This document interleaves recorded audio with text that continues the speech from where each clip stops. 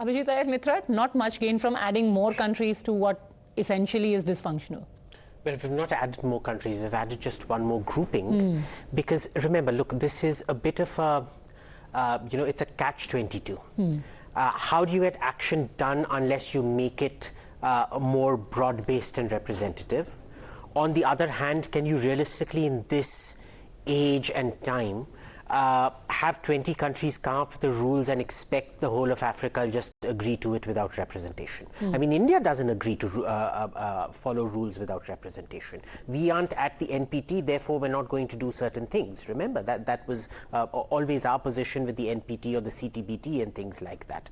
So, I think there is the problem that when you do add more people, that is why we have not added more people, we've added one voice, which is the African Union, which will first have to get its house together, agree to certain positions, which then get represented by that AU representative in the G20 meetings.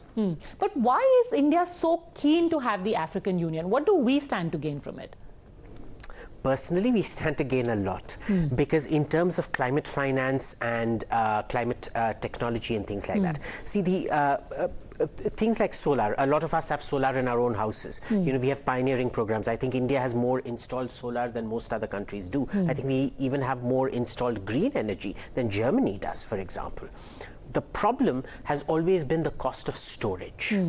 And that is something the West is very, very good at because technology grows geometrically, not arithmetically. And with all the systems in function in the West, storage is growing very far ahead in the West. It is not growing so much in India and the developing countries.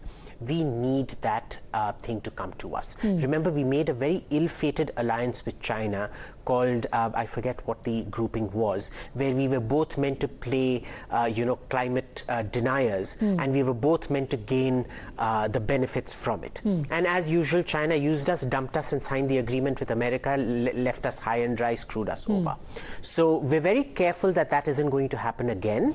And I think this is a replay at this collective bargaining, collective negotiation thing where, first of all, you do the guilt trip on the white countries. Hey, you guys produce most of the greenhouse gases. And there'll be louder voices instead of India just speaking alone. It'll be louder, but we'll have a lot more, we want to be the leaders, the rich boys, but we're not, we're quite crafty. We're quite happy to play the, the first standard, the junior school kids against the senior school kids when we need to. Well, if it works for us, why not? Barzin Wagmar, major step forward or in